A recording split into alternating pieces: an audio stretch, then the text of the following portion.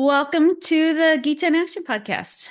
I'm Radha Priti, and I'm here with my family of seekers, and we are journeying through the Bhagavad Gita. Many of you who have been with us on this journey have been with us consistently, every class, and it's wonderful. It's wonderful to take this journey with you all. And I'm also really just enjoying it personally. It's so enriching to me, just to prepare and study and share. So thank you all for being here and doing the work, being consistent and focused. And it's not always easy with all the things going on in life. So this time for spiritual wisdom, it's time for these wisdom texts. It's invaluable for yourself, your growth, your spiritual connection. So it's so nice that we can all get together and do this collectively. So if you ever want to reach out or you ever want to join us live, you can email me at seekersquest108@gmail.com. You can join our family of seekers. You could share anything that's on your mind, any feedback, positive or negative. I like both. And yeah, we can connect more that way. And also, we have a women's retreat coming up at New Vrindavan, April 4th through the 6th. It's with Rukmini Walker. She's a Prabhupada disciple who is just like the embodiment of love. She's just wonderful. And we're going to do a lot of fun things, a lot of fun connecting things, connecting to ourselves, connecting to each other, connecting to source. So if you want kind of a reset, kind of a weekend with like-minded women, please come join us. And don't worry, men, we're going to have a whole Gita retreat again in September with Veda at New Vrindavan. September, it's like the first weekend. It's like the 4th through 6th or something like that. 5th through 7th, maybe. Anyway, so there'll be something later in the year too. If you want to register for any of these retreats, you can find on our Instagram, Seekers Quest 108, in our bio links. You can always email me too or reach out via WhatsApp. Okay, so let's get into the Gita. We are on the last couple verses, the last couple texts of chapter 3. And just to reorientate us, we're in this section where at verse 336, Arjuna asks, actually, let's just go through them all real quick, and then we'll just kind of reorientate ourselves and see where we are now. Just do this super quick.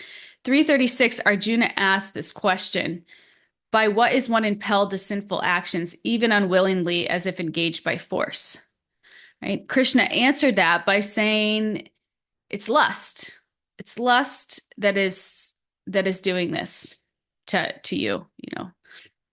And then he goes on to describe the different degrees of covering of lust on the soul, right? We talked about this as fire is covered by smoke, as a mirror is covered by dust, or as an embryo is covered by the womb.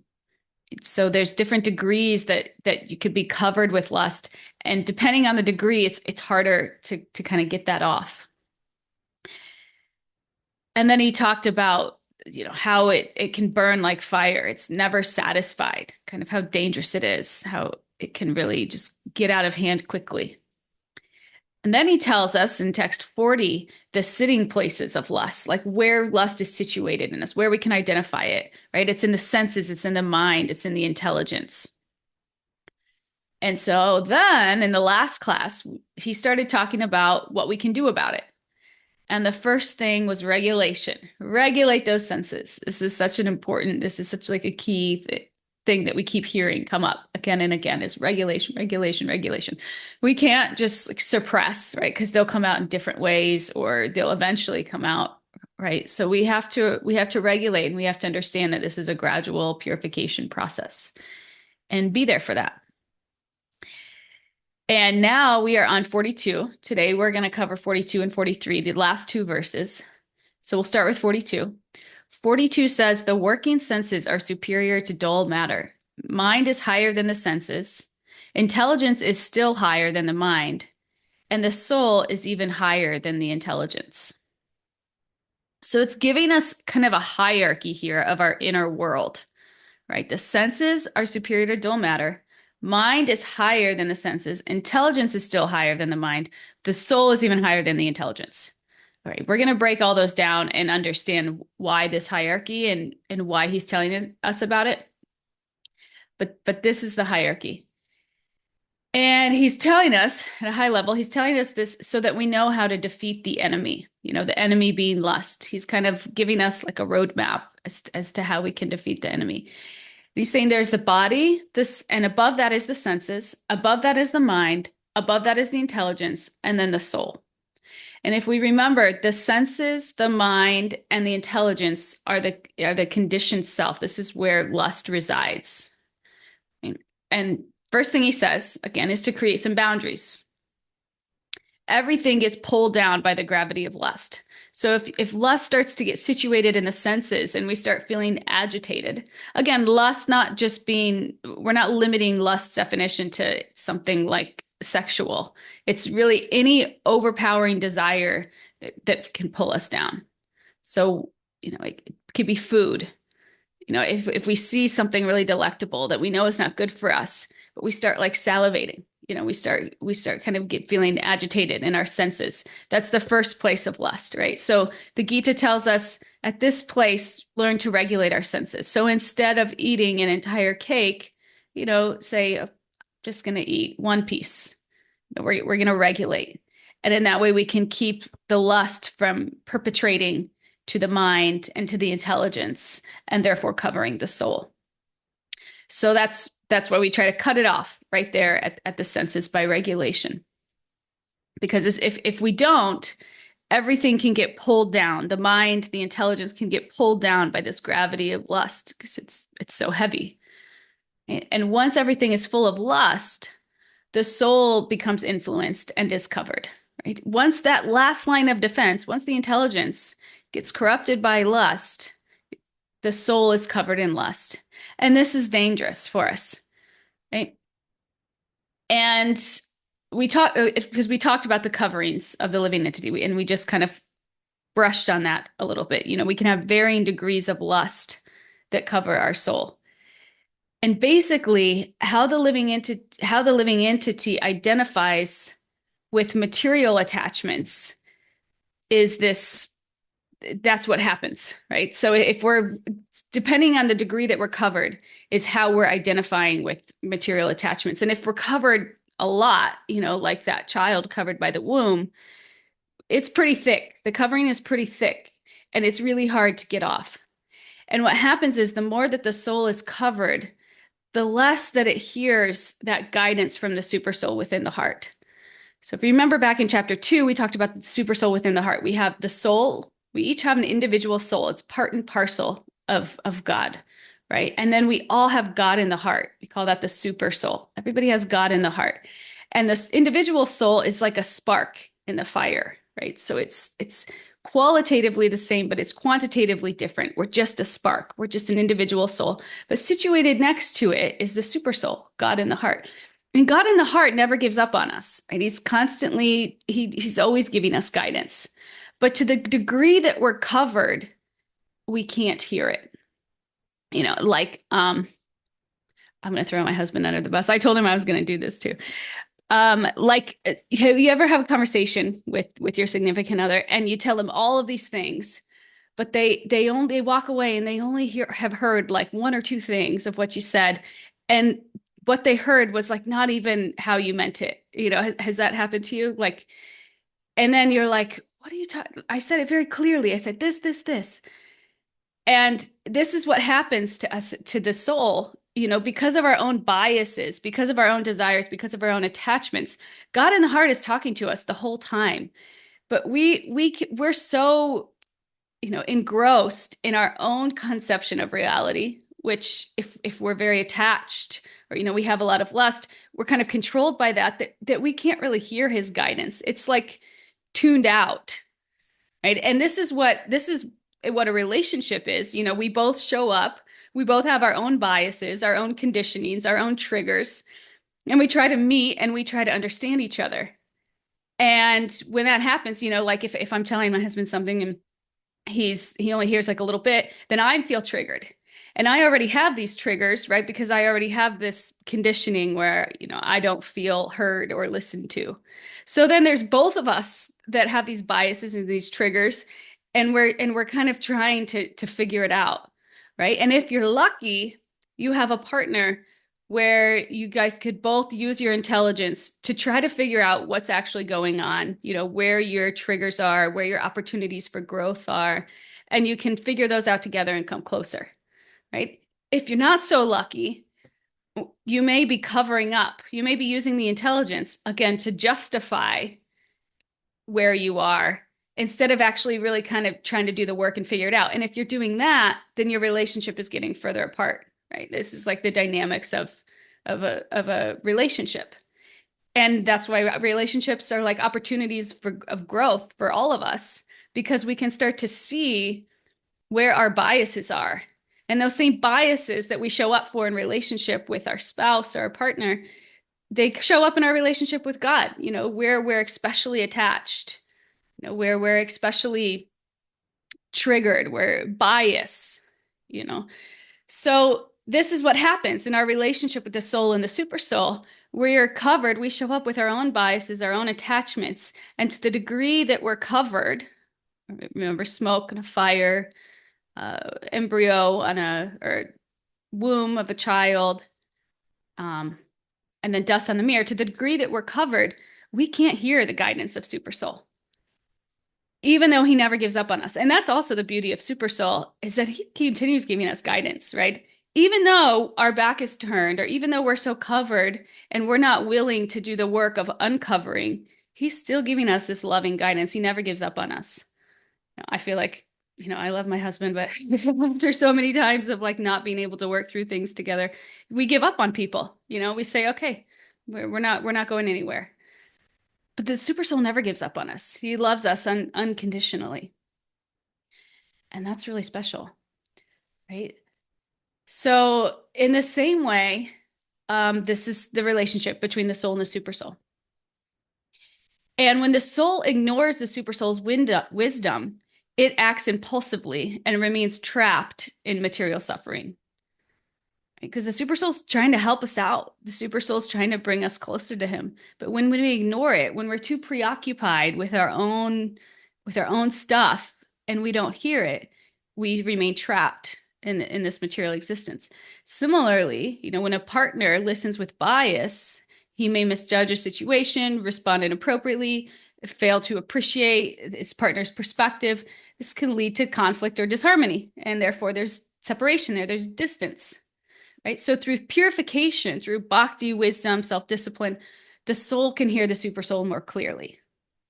Similarly, when a partner can remove their bias and try to listen with openness and humility, they can come to understand their partner's words and respond with wisdom and care.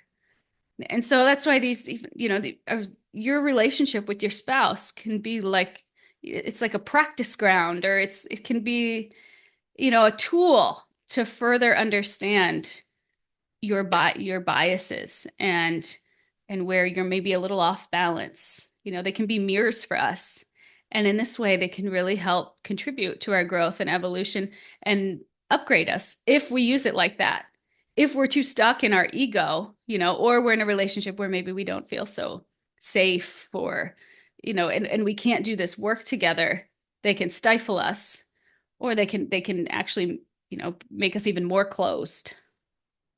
So anyway, just this analogy between we see how this happens in our life when we develop these biases and how they affect our relationships and material existence, what to speak of how it affects our relationships with source.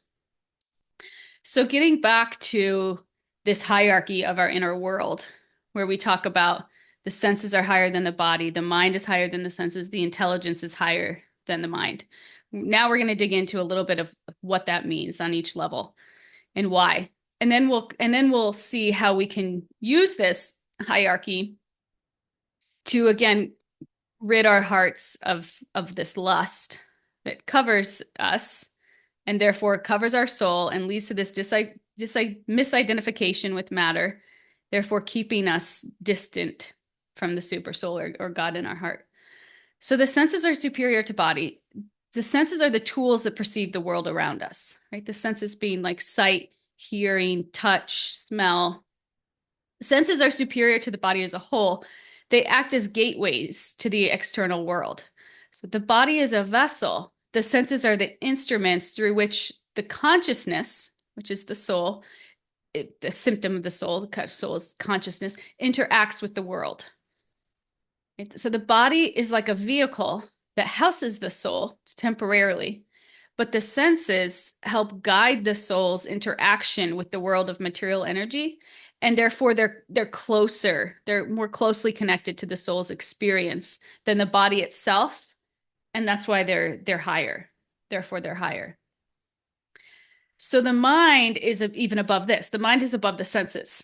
The mind processes sensory information, creates desires, right? Assigns meaning, right? The mind is like a meaning-making machine, and directs actions.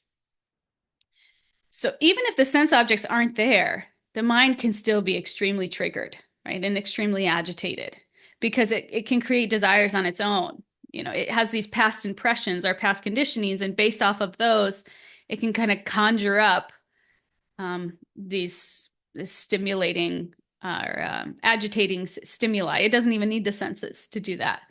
Right? The imagination doesn't require a person's senses to be active. So even if we don't walk by an ice cream shop, we can still dream about ice cream and desire it.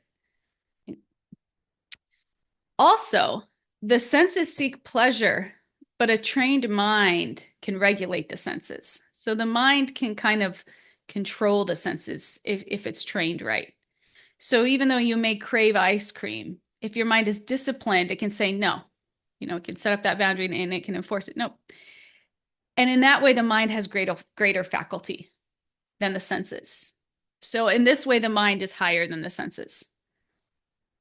So the mind just has greater faculty, greater agency than the senses do. And therefore it's higher.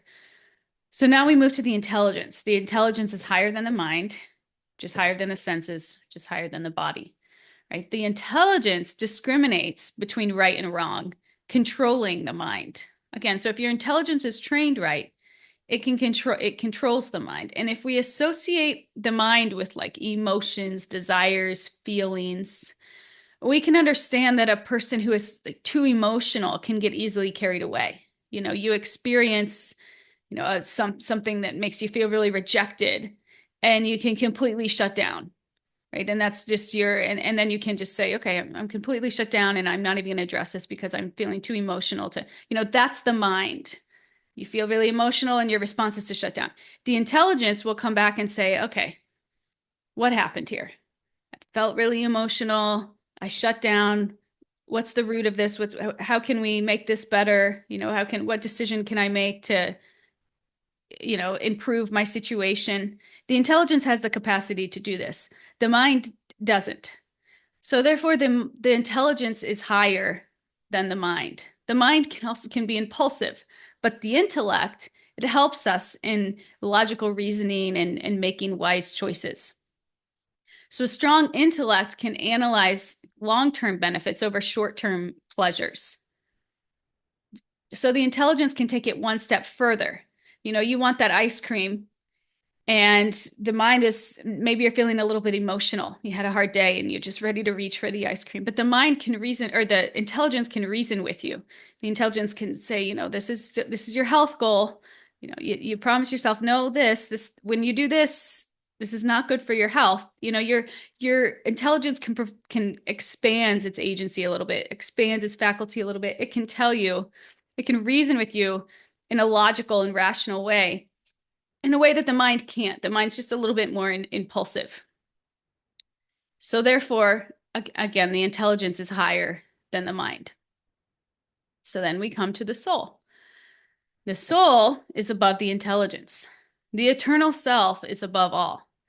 This means that nothing has the power to act without the consciousness coming from the soul. Remember, the consciousness comes from the soul like a flashlight beam. Right? And in that, whatever we direct the intention on or the flashlight beam on, is where we're putting our energy, the energy of the soul. And therefore the soul is getting covered accordingly. So the soul is above everything, because without the soul, the subtle body, the mind and intelligence, and the gross body couldn't function, because everything is animated by that consciousness coming from the soul. Neither the mind nor the intelligence can work if the consciousness is not coming out. So the soul is the user of the computer, the mind is the software, and the body is the hardware. So the software controls the hardware, right? The mind controls the body. The software controls the hardware. Neither the software nor the hardware can work if there's no user.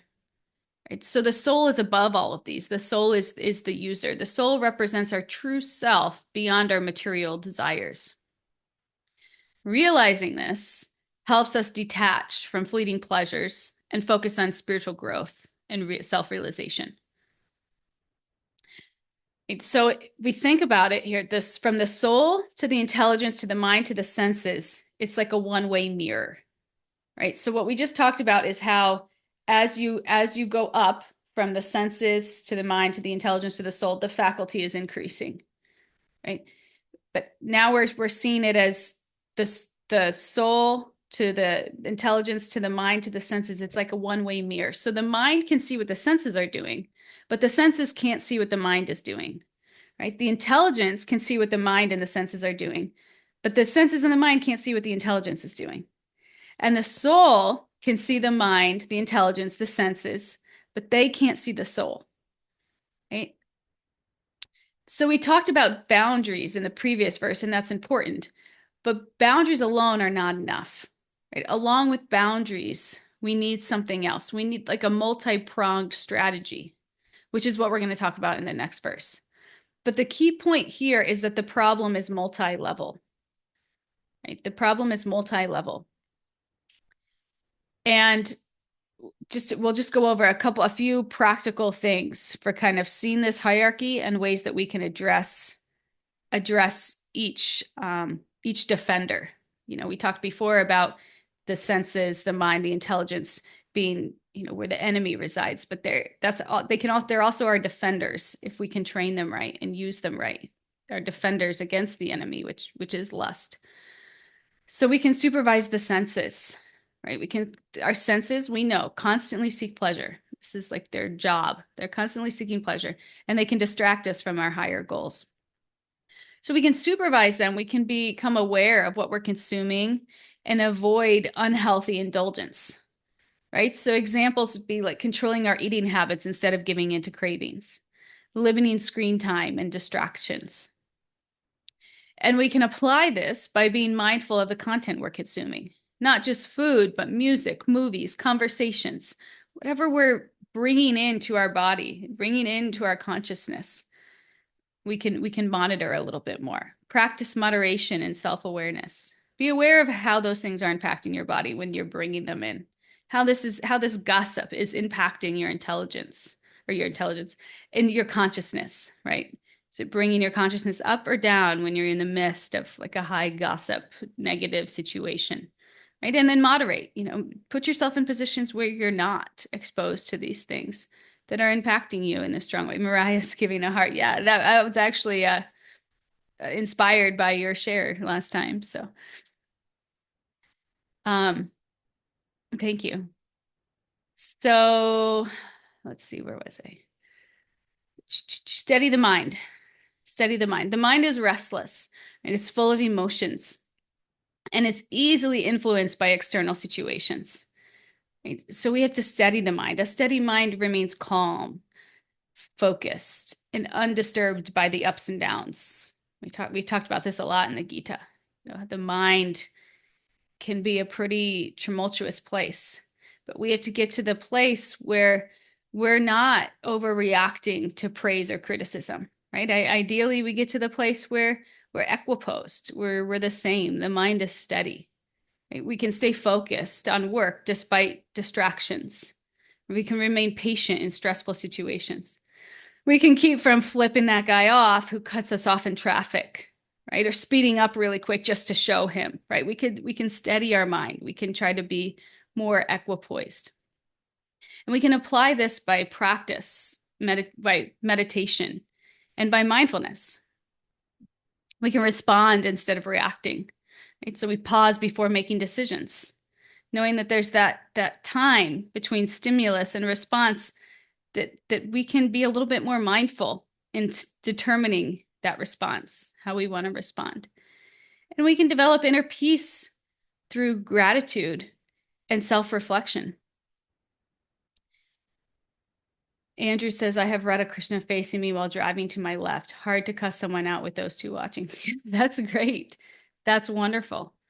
Have these spiritual reminders that remind us of our higher selves or that make us feel connected, to something higher than ourselves. And in that way, we're more likely to show up from that place. Beautiful. So then we can sharpen the intelligence, right? The intelligence is the power of reasoning and discernment. So a sharp intellect helps differentiate right from wrong, and also long-term benefits from short-term pleasures. So the intellect can really help us in these decisions, and it's like a compass. Examples could be choosing to exercise instead of watching TV, right? Because exercise benefits your health. Your intelligence knows that. It can reason with yourself. You can spend your time more wisely. Making financial decisions based on wisdom, not impulse. Knowing when to speak and knowing when to remain silent in conflict, right? That can be a big one, right? Our intelligence can help us decide these things because our intelligence can hold on to that long-term goal, right? It knows where we want to go. It knows that end destination.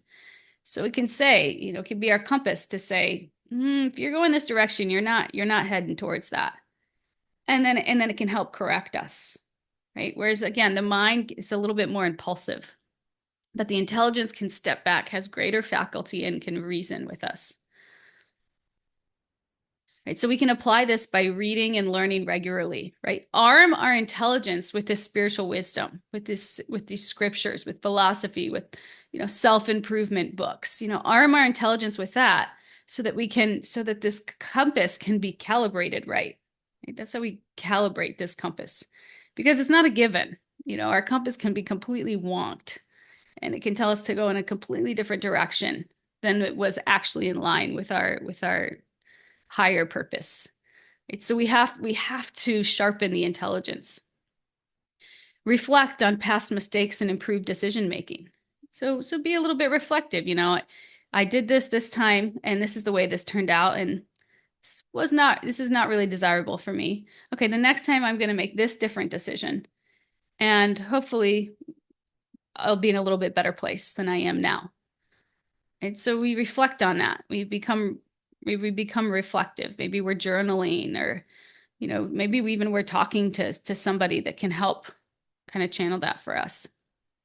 And then also associating with wise and knowledgeable people. Again, if you're associating with people that are trying to live these things, that believe in these things, it rubs off on you. And this in itself strengthens your intelligence, or sharpens your intelligence. So last is strengthening the soul. The soul is our eternal divine nature beyond the body and the mind, right? This is our true identity. And strengthening it means to realize our true purpose and to align with spiritual values. That's what strengthening the soul is. So we act selfishly or selflessly instead out of selfish desire. Right? We understand that happiness comes from within, not external things. We develop faith and devotion and connection with a higher purpose. And we can apply this by meditating and reflecting on that purpose, engaging in selfless service, right? Cultivating love and compassion and inner contentment. So all these defenders, we can practice these defenders being the senses, the mind, the intelligence. We can practice these things that I just talked about to strengthen them, so that they're more equipped to handle when lust comes to try to corrupt them. So this is 42. We're going to move on to 43 unless anybody wants to share anything. Does anybody want to share anything before we move on to 43? Yeah, Maria, please share.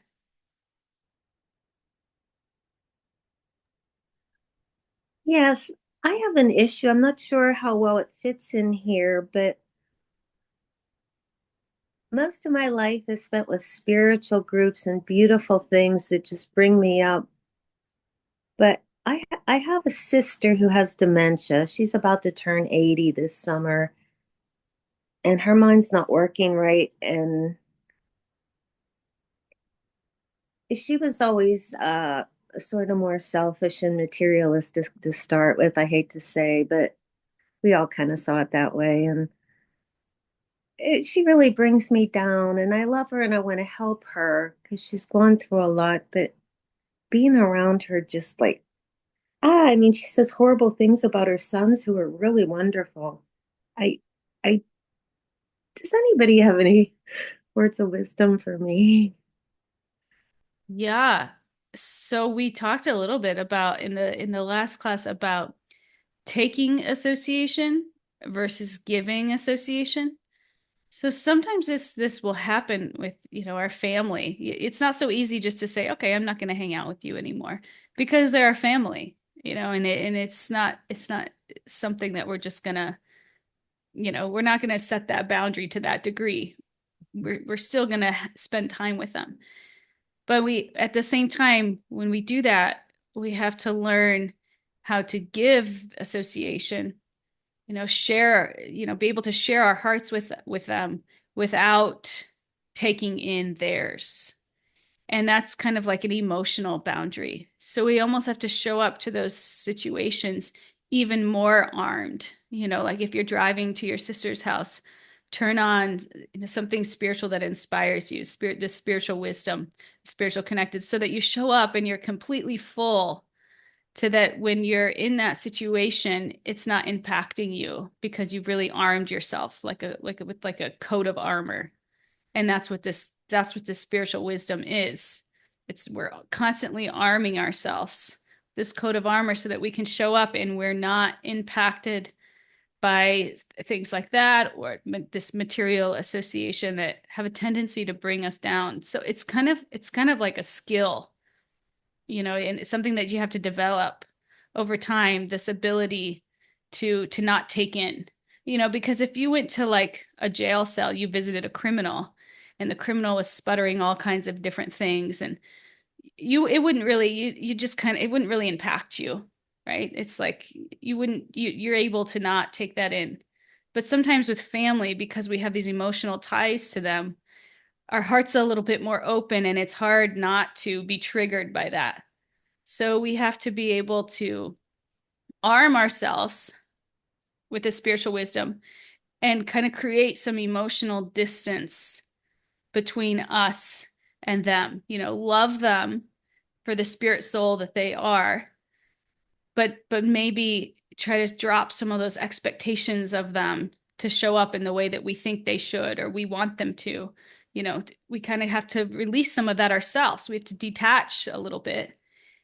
And in that, we can protect ourselves from absorbing too much of that negative energy. But I would say number one, if you're getting ready to go see somebody that is triggering to you in that way, arm yourself. Listen to this podcast, or somebody that inspires you, that makes you feel uplifted and connected. Chant, spend some time in the morning meditating and chanting, really connecting, so that when you go, you feel so full. You're so connected. It's like you climbed up this mountain, you're holding on to something at the top of it that cannot pull you down. You're too high, you're too connected, that it's not going to pull you down. Does that make sense? Yeah, thank you. And does Thank you. anybody Thank want to, you. of course, does anybody want to add to that? Trevor. Everything you said was perfect. The it comes down to tactics, perception, and boundaries, tactical boundaries. Because I like how you put emotional boundaries, because you kind of get forced into situations where you have to be around family, uh, and it can be very challenging. But if you are able to utilize the tactics like chanting, if you're not able to do it during your face-to-face interaction, definitely try to raise your vibe beforehand. That way it's easier to not take them so seriously and to perceive them with maybe more of a comical view, and I know that's difficult, but yeah, if you don't take them so seriously, then it doesn't have as much of an impact on you, and then you're able to influence them positively without any of that stuff that's uh, coming out of them to affect you. Because when you're doing this stuff, your vibration rises through the roof sometimes, and sometimes the effects of that from other people, it pulls stuff out of them. It causes a purification with them. So it's just to kind of like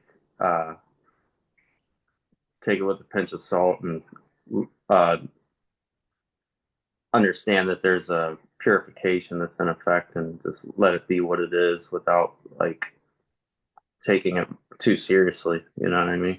So, uh, and maybe try to do face-to-face interactions incrementally if you're able to, and if you're feeling too uncomfortable, uh, say I need to go outside for a little bit, or you know what I mean, stuff like that. Yeah, that's beautiful. And we should also understand that to the degree that they're not exhibiting the qualities of the soul, this love, compassion, acceptance, is to the degree that their soul is covered. And to the degree that our soul is covered, we're sad. It's not a happy life, right? If you spend a lot of time talking negatively about someone, you see how that feels. It doesn't feel good. And in that, if somebody is kind of seeped in that negativity themselves, we should have compassion for them, because that's not a good place to be. That's a sad place to be. That's a hard place to be. That person is suffering. And it may seem self-inflicted, and maybe it is, but they're suffering, and they don't know any better. They don't have the skills, they don't have the tools, they don't have the knowledge. And in that way, we should have compassion for them without jumping in that negativity pool ourselves. We stay outside of it by all these things Trevor's talking about it, and we try to have some compassion for them. Because to the degree that we can't have compassion for people, it's to the degree that this anarta, this knot in our heart, exists inside of ourselves. That to the degree that we're kind of attached. Yeah, Mariah. my son uses a pretty creative tactic of, if he doesn't like what I'm saying to him, he'll just start talking about something else too. So that's a good one. It works. That's smart. I've seen people do that as well. Highly elevated people do that, actually. Like, you're telling them something and they're just kind of like looking away, like not even listening. Yeah, change the subject. Mariah, please share with us.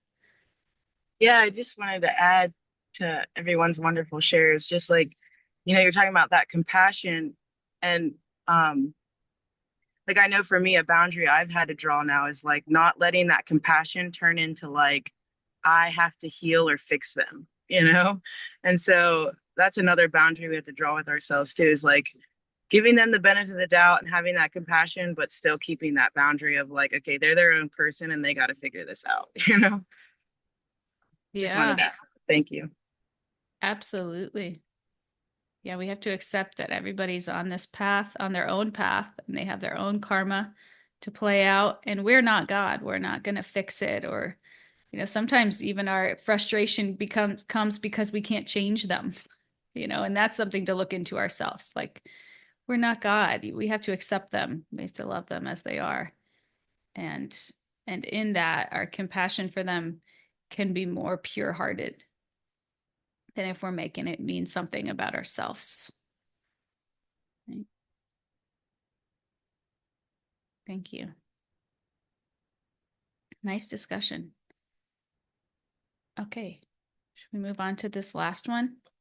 Might not get through this last one, but we'll speak some and we'll see where we get.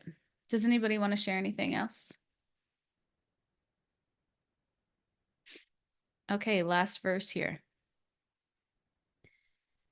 Last verse says, thus knowing oneself to be transcendental to the material senses, mind, and intelligence. O mighty armed Arjuna, one should steady the mind by deliberate spiritual intelligence, and thus by spiritual strength conquer this insatiable enemy known as lust. Okay, so if we remember that I'm the soul, then we remember that I'm above all of this. Right? Krishna is saying, use your intelligence to remind yourself that you are the soul. The intelligence can understand that at my core, I'm a spiritual being. And because I'm a spiritual being, I need to understand my spirituality and act according to that spirituality. Right? The intelligence can understand that. Krishna is saying, act at the spiritual level. That is the way to function for you. So the question may be, if intelligence is contaminated by lust, because we learned that intelligence is one of like the hideout places for lust, how can we also then use our intelligence to go beyond lust? Like if it's covered by lust, how can we see beyond it?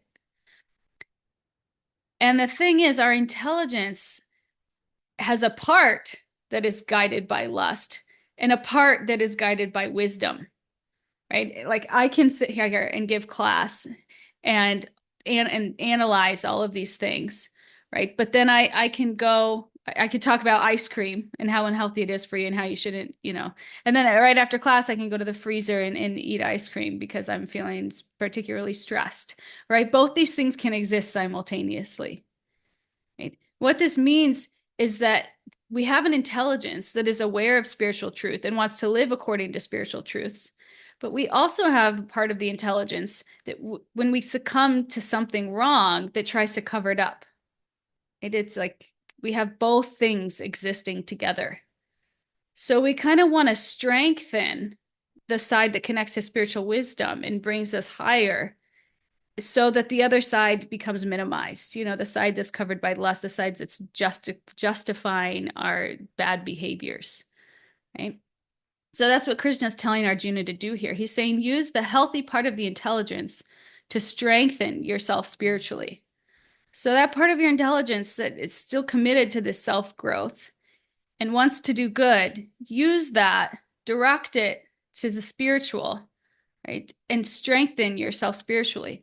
And in this way, a person can overcome these sensual tendencies, right? These sensual tendencies. So the bigger part of the intelligence can kind of start to perpetrate, expand out to cover the whole intelligence. And in this way, the part of the intelligence that's covered by lust, it's kind of chased out. That's the way it works, right? Boundaries and redirection. The battle against lust, one can win by situating himself on a spiritual platform. Because when we're spiritually situated, we can't be materially tempted because we're getting so much spiritual happiness and therefore we don't feel allured by material happiness. It's like when you first come into spiritual life and maybe you have some pretty bad habits. Maybe you're smoking or drinking or doing drugs, whatever it is that you're doing, you're hanging out with people that are pretty negative. And then the more that you spend time with people that aren't that way, the more that you spend time in a kirtan or immersed in spiritual studies or chanting, things that bring out a higher vibration, like Trevor would say, the more that you're doing those things, the less that these other things are appealing. It's like this actually doesn't really satisfy me at all anymore. We start to realize that little by little because we're growing that part of the intelligence that's connected to spirituality, and the lust is getting chased away just naturally. It's like if we have a cup of dirty water and we pour fresh water in. After we pour enough fresh water in, there's not going to be any dirty water in there anymore, right? We're going to chase out all that dirty water, and that's what we're doing with our intelligence. Right? So what does being spiritually situated mean? Right? When we're spiritually situated, we'll have an upward grip on the intelligence. Right? When we have the intelligence, the mind, the senses partially covered with lust, they're pulling us down. These things are contaminated with lust. If lust has got through the door of the senses and is now corrupting our mind and intelligence, we're going to be pulled down. And this is what leads to the inner tug of war. right? But if we're spiritually situated, we're able to resist it.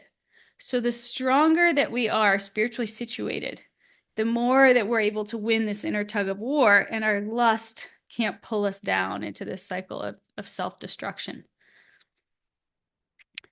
Right? So one of the ways to be spiritually situated that we haven't quite talked about much yet, I think I've brushed on it a little bit, but we're really going to get into it in chapter 7 through 12, is this bhakti yoga. Right? So we use our intelligence to understand that I'm a spirit soul, and inside is the divine, inside is super soul. And then the whole idea becomes that we offer our entire being to Krishna. So we connect all aspects of our being to God: soul, intelligence, mind, senses, everything. This is the process of bhakti, and we do this in a loving mood. Our motive is just loving devotion. We use our intelligence to find new ways to glorify Krishna. We use our minds to remember Krishna, our senses to perceive Krishna. Right? Sense objects will be offered in God's service. And I'm using the word Krishna. I'm using the name Krishna. It means all attractive. If Krishna is not, who you consider God, you can, insert any God, because we can practice bhakti. Bhakti is just loving devotional service to God. Right? So the higher connection is established through all aspects of our beings, right? Okay, so bringing it back, that's like where we're going to go, and that's like the highest spiritually, that's the highest we can be spiritually situated, is when we're dedicating everything to God in a spirit, in a mood of just love and devotion. That's our only objective, right? That's like the North Star. But in the Gita's progression right now, Krishna is talking about karma yoga. Karma yoga, detachment from matter, and in that, selfless service. All right, we are not matter. Krishna is not talking, he's not even actually right now talking about how to be spiritually situated. He's just focusing on Arjuna and how Arjuna should do the right thing, and that thing is fighting. So again, we'll talk more about how to be spiritually situated as we go through the Gita. And there's different ways to try to be spiritually situated. But here, Krishna's focus is on just the principle, not the specific.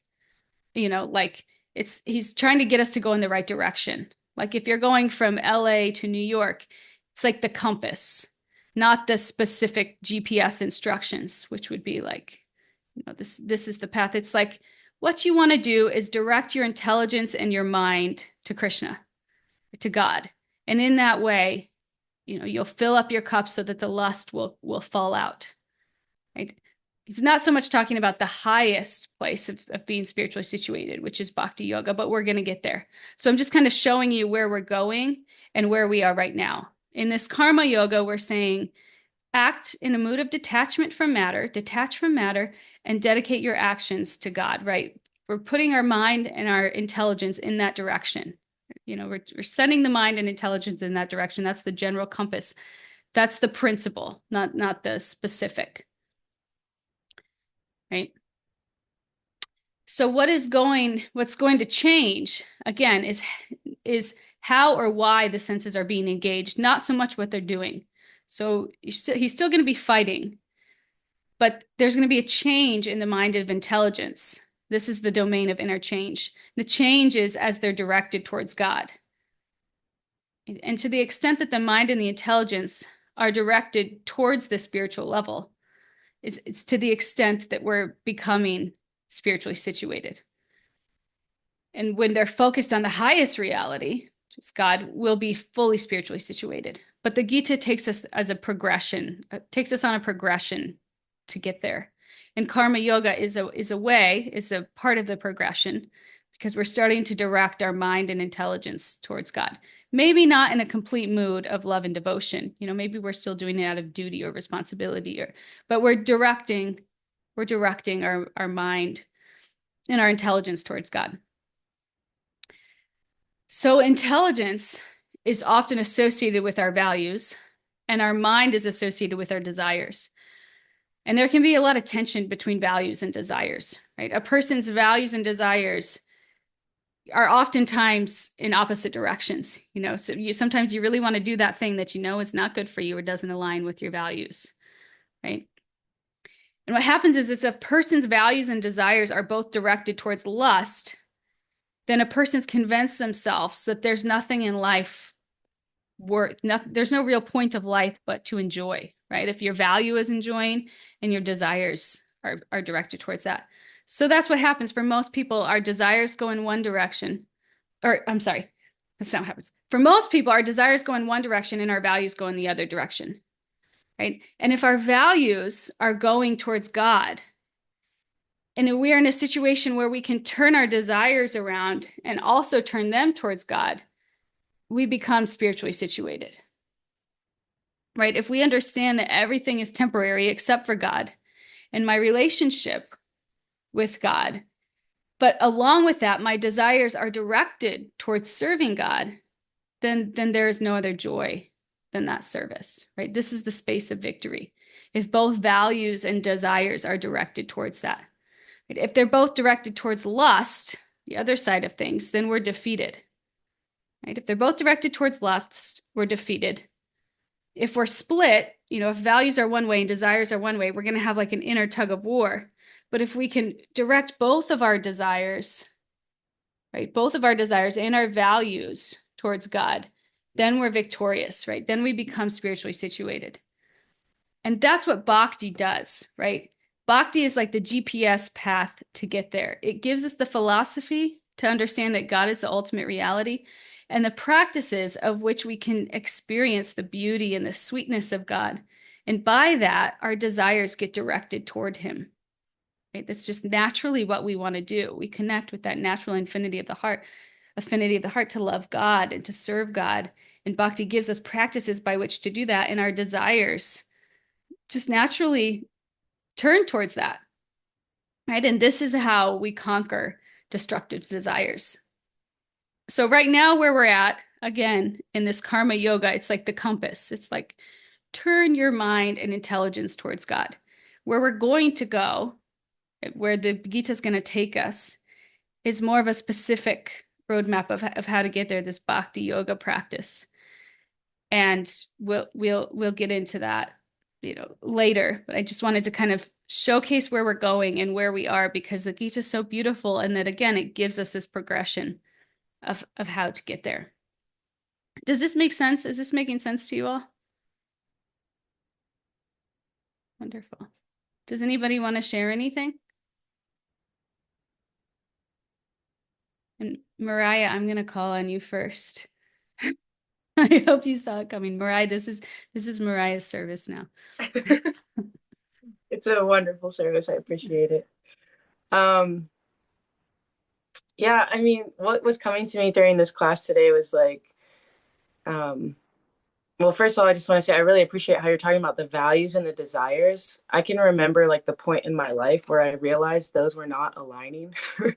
and and I was like, oh man, I need to get in touch with like what I actually value. And I shared in the last class too, like that was like part of like just my growth of like realizing like, okay, I'm associating with people who I don't share any values with. And I finally like made a list actually of like, what do I value? And, what do I want to be, and made that intention. And then, you meditate on that, or you like affirm that so that you can like try and get your mind to get your mind and your intelligence to get your desires to align with those values. Like, there's so much work you can do on the mind to help it like be stronger, I guess you could say, so it doesn't just get pulled down by the lower nature. And then the other thing that came to me during this class, talking about intelligence, I just did the humility course with Mahatma Das last weekend, I think it was. And excuse me. And humility is like, it's not like making ourselves insecure or self Deprecating? Yeah, it's not that. Even though often we hear like these great Vaishnavas say things that seem like they're self-deprecating, but it's humility is like, I'm small and I'm insignificant, and yet I still have the ability to connect with the Supreme Lord, which is like almighty, all pervading, like, and and what came to me in this class was like real intelligence, because we can't know everything. Like I know when I was a kid, like my brother was always like way smarter than me, and I was so mad because I was like, I just want to be smart, like I just want to be intelligent.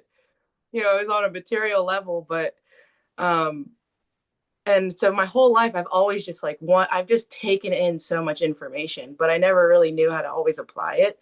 And what came to me in this class was like intelligence and humility, they go so hand in hand, because humility is like accepting that I'm not necessarily intelligent. I'm not really able to do anything on my own. I have to receive it from somewhere else. And so that humility of like, I'm small, I'm insignificant, I'm just a tiny minuscule part and parcel of the Supreme Lord. So I must serve him and love him, and then intelligence will just come.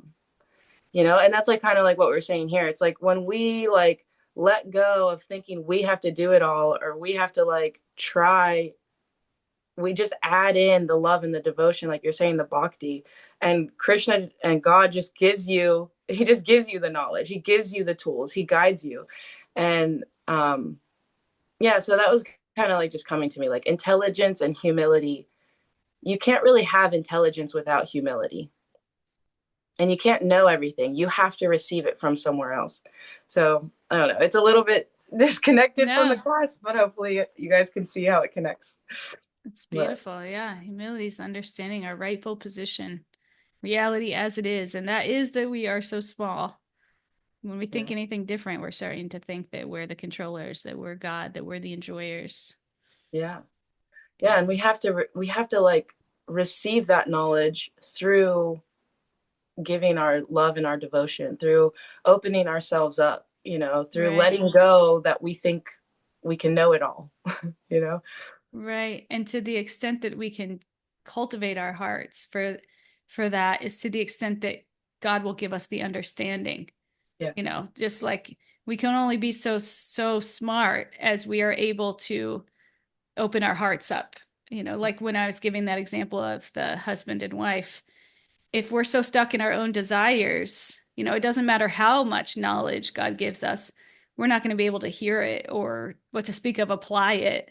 Yeah. We really have to kind of till our hearts so that we have that fertile soil, so that we're kind of we let go of some of our attachments and some of our limiting beliefs, so that we can make room for God to give us that knowledge. Yeah.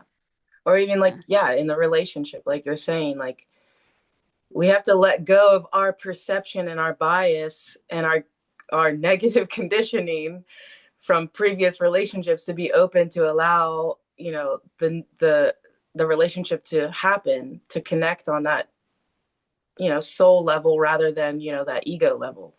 Exactly. Yeah. Yeah, beautifully said. And that what you said at the beginning, we about the mind and turning our desires to align with our values. The beautiful thing about the practice of bhakti is that the practices themselves bring us joy. So it's like you go to a kirtan, you can't help but feel joyful. Like all of a sudden your desires are naturally turning. It doesn't even take like, it's not something that you have to like really work out. It's not so hard. It's like bhakti is just joyful. These Yeah. practices, this association is just joyful. It just becomes what you want to do the more that you do it. Yeah. Well, I see that in Luna. Like, we didn't go to Kirtan for like 3 weeks because the snow and all that. And she goes, Mom, we have to go to Kirtan. It's been so long. And I was like, I didn't even know you enjoyed it that much, like, Uh, and you really can. You can see how you just do these practices because they are so enjoyable. Naturally, you desire to do them more. Yeah. So it's wonderful. Thank you. Thank you for sharing. Anybody else want to add to that or share a reflection before we go for the day?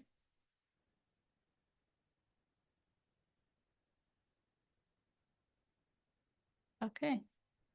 Okay, well, I will see you all on Thursday then. Thanks for coming and sharing your hearts and beautiful energy. Have a good week. Haribol. People.